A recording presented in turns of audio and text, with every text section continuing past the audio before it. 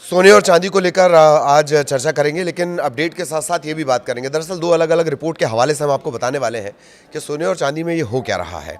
खास तौर पर चांदी में इस गिरावट की वजह क्या है, 1980 से इसकी तुलना क्यों की जा रही है, इसके अलावा आज क्या स्थिति है वो तो अपडेट में हम बात कर लेंगे। दो अलग अलग रिपोर्ट हैं, क्यों ये स्थिति बनती है और आखिर इसको समझने में ये नाकामी कहाँ आ रही है। चूँकि दो अलग अलग रिपोर्ट होंगी तो हो सकता है कुछ कॉमन पॉइंट्स भी निकल कर आए, लेकिन इस वक्त ताज़ा अपडेट क्या है, प्राइस को लेकर अपडेट क्या है वो आपको बता दें। सोने चांदी के दाम में फिर 6 फरवरी को भी गिरावट दर्ज हुई है और Indian Boolean and jewellers association IBJA, कौन सा, फिजिकल खरीदारी सोने की, मैं आपको बार बार ये क्लियर करता हूँ, उसके हिसाब से देखा जाए तो चांदी की कीमत 13,155 रुपये और गिर गई है।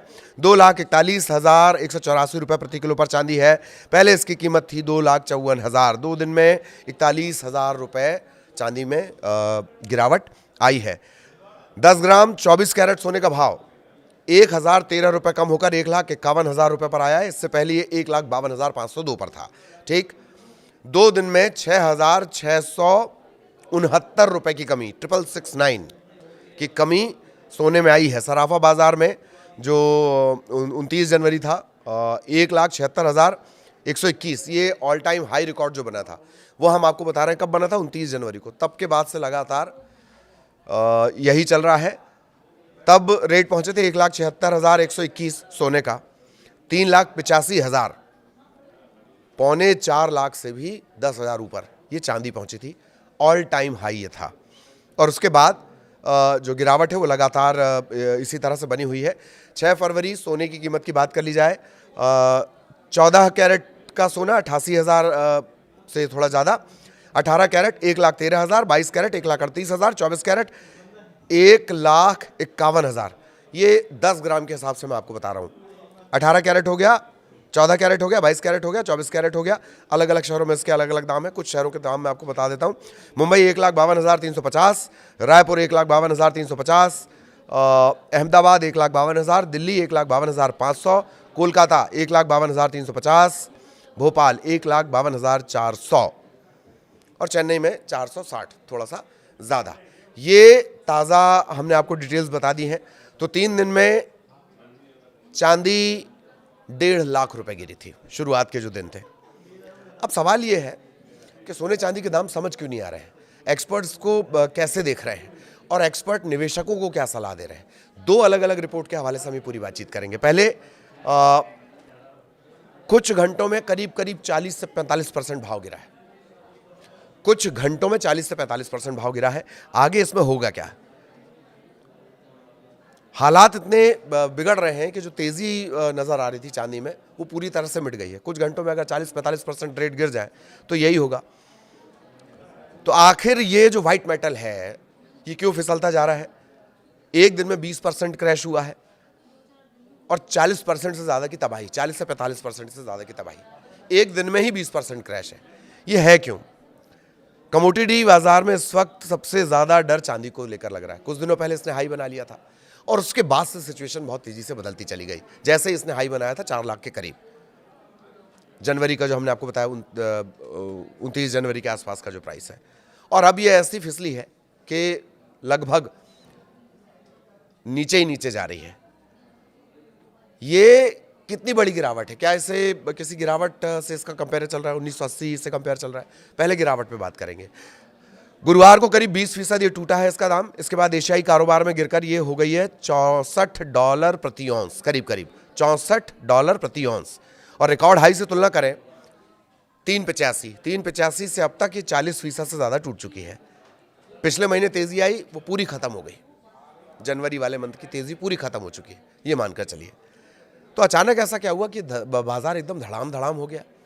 इसकी वजह क्या बताई जा रही है? लिक्विडिटी की कमी। बाजार में खरीद फरोख्त करने वाले जो खिलाड़ी हैं वो थोड़ा पीछे हटने लगे। जब इतना फ्लक्चुएशन आया तो लोगों ने अपना पैसा डालना बंद कर दिया, पीछे हटने लगे। डर। डीलर और मार्केट के जो मेकर होते हैं वो अपने दामों के फर्क को बढ़ा देते हैं। ट्रेडिंग के लिए पैसा लगाने से वो बचने लगते हैं और लिक्विडिटी सबसे कमजोर हो जाती है और कीमतें फिर तेजी से गिरती हैं। कैश फ्लो जो चल रहा था मार्केट का वो खत्म हुआ। एक्सपर्ट्स क्या कह रहे हैं? इन हालात में आपको करना क्या है? ये तो हम बता ही देते हैं आपको कि धैर्य रखना है आपको, प्राइस करेक्शन होंगे। लेकिन जो जानकार हैं, जो लगातार यही काम करते हैं, उनका कहना है कि मार्केट मेकर स्प्रेड बढ़ा देते हैं और बैलेंस शीट पर कम ध्यान देने लगते हैं, तब ये स्थितियां बनती हैं।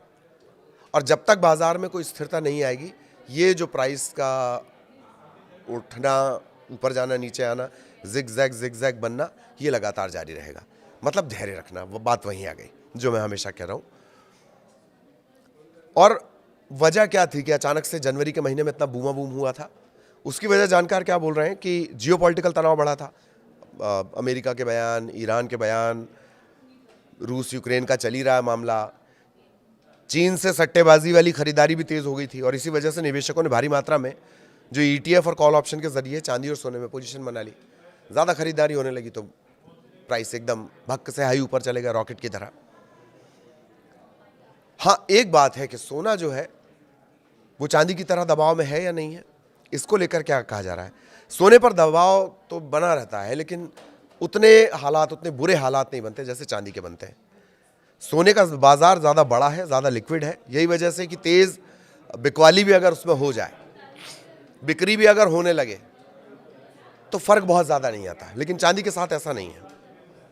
कई बड़े बैंक, एसेट मैनेजर अभी भी लंबे समय से सोने को लेकर अपना पॉजिटिव नज़रिया रखे हुए हैं, सेफ हेवन जिसको बोलते हैं ना, उस हिसाब से वो अभी भी उन्हें लगता है कि नहीं, सोना है। सोने पे उतना दबाव नहीं है जितना चांदी पर है मार्केट के हिसाब से। और लंबे समय में सोना $6,000 प्रति औंस तक जा सकता है। ये किसका कहना है? जो बड़े बड़े फंड मैनेजर हैं वो ये कह रहे हैं। और अभी जो थोड़ी बहुत तेज़ी आ रही है, कभी तेज़ी आती है, कभी डाउनफॉल आता है, प्राइस गिर जाते हैं, फिर चढ़ते हैं, फिर गिरते हैं, बाजार जो चल रहा है उसको लेकर ये कहा जा रहा है कि स्पॉट सिल्वर करीब 2.8% गिरकर $68.96 प्रति औंस के आसपास है। सोना करीब 0.7% फिसला है, $4,775 प्रति औंस है। प्लेटिनम और पैलेडियम, इनमें भी कमी आई है, जिंक में भी कमी आई है, कॉपर में भी जो कॉपर के प्राइस है उनमें वो भी डाउन हुए। तो डॉलर की मजबूती भी कीमती मेटल्स पर दबाव बढ़ा रही है। डॉलर का इंडेक्स इस हफ्ते मजबूती दिखा रहा है। जो प्राइस आप बोल रहे हैं कि सवाल क्या था कि जो प्राइस कभी नीचे जाते हैं, कभी ऊपर आते हैं, उसकी वजह क्या है? उसकी वजह ये है, रणनीति चांदी को लेकर क्या हो। रणनीति चांदी को लेकर होनी क्या चाहिए आपकी? अगर आपने चांदी में निवेश किया हो, किसी भी तरह से किया हो, फिजिकली अगर आपने निवेश किया तो उसका मार्केट तो एकदम अलग हो जाता है। लेकिन अगर आपने ETF वगैरह में कर रखा है, वायदा बाजार में कर रखा है, शेयर मार्केट के थ्रू कर रखा है, तब जब तक स्थिरता नहीं आएगी इस तरह के तेज झटके लगेंगे। शॉर्ट टर्म निवेशक इससे बचें। बहुत जोखिम भरा समय है, लेकिन लंबे समय जो धैर्य रख सकते हैं वो इसे बनाए रखें, ये मुनाफा देगी। अब ये एक्सपर्ट्स की रिपोर्ट्स के हिसाब से हम आपको बता रहे हैं, हमें सुनकर आपको निवेश नहीं करना है, पढ़ना है। और अगर चांदी में लंबे समय के लिए निवेश है तो आपको धैर्य रखना है। शॉर्ट टर्म निवेशकों के लिए साफ कहा जा रहा है कि नहीं। निवेशकों के मन में किस तरह के सवाल हैं वो ये है, चांदी में जो तेजी थी क्या वो बबल तो नहीं था? एक सवाल ये भी पूछा जा रहा है बार बार, बुलबुला तो नहीं था वो, हवा निकल गई, पट्ट से खत्म हो गया? क्योंकि आंकड़े इस तरह के हैं। जनवरी में MCX पर चांदी 4.2 लाख पहुंची, 6 फरवरी को MCX पर चांदी 2.3 लाख के नीचे आ गई। जनवरी फरवरी दोनों आंकड़े अपने हाई से करीब 45% टूट चुका है भाव। ये मैंने थोड़ी देर पहले बताया। लाइफ जो एकदम हाईएस्ट पॉइंट गया था, लाइफ हाई से 2 लाख रुपए सस्ती हो गई चांदी। और जो सिल्वर के ETF है वो भी करीब 40 से 45% टूटे, यानी शेयर मार्केट के थ्रू जिनने चांदी में निवेश कर रखा था। ये गिरावट है क्यों? अमेरिका और चीन के बीच ट्रेड डील को लेकर टेंशन कम होना, ईरान अमेरिका के बीच टेंशन में कमी, भारत के साथ अमेरिका ने ट्रेड डील कर लिया, सब चंगा सी बढ़िया हो रहा है, अभी अच्छा होता हुआ नजर आ रहा है, तो ठीक है, चांदी में इन्वेस्ट करने की जरूरत नहीं भाई। एक ये वजह भी जो जानकार है वो गिनाते हैं। चांदी का इस तरह का इतिहास रहा है,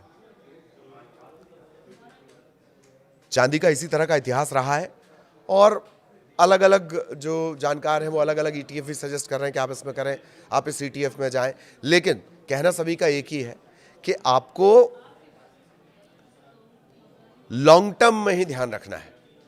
शॉर्ट टर्म में निवेश मतलब लहरों से खेलना हो जाएगा, और वो भी तब जबकि तैरना नहीं आता है तो।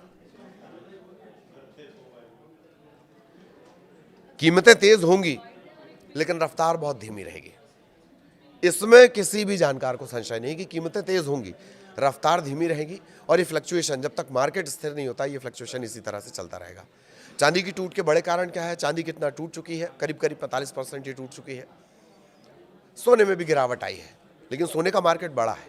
और चांदी के साथ हमने आपको एक बात और भी बताई थी कि डॉलर की मजबूती, वायदा बाजार के जो बड़े बड़े निवेशक हैं, जो सोने के साथ परिस्थितियां वो चांदी के साथ भी हैं। चांदी के साथ एक और प्लस एड ऑन है, वो ये है कि इसकी इंडस्ट्रियल डिमांड जो लगातार बढ़ती जा रही है।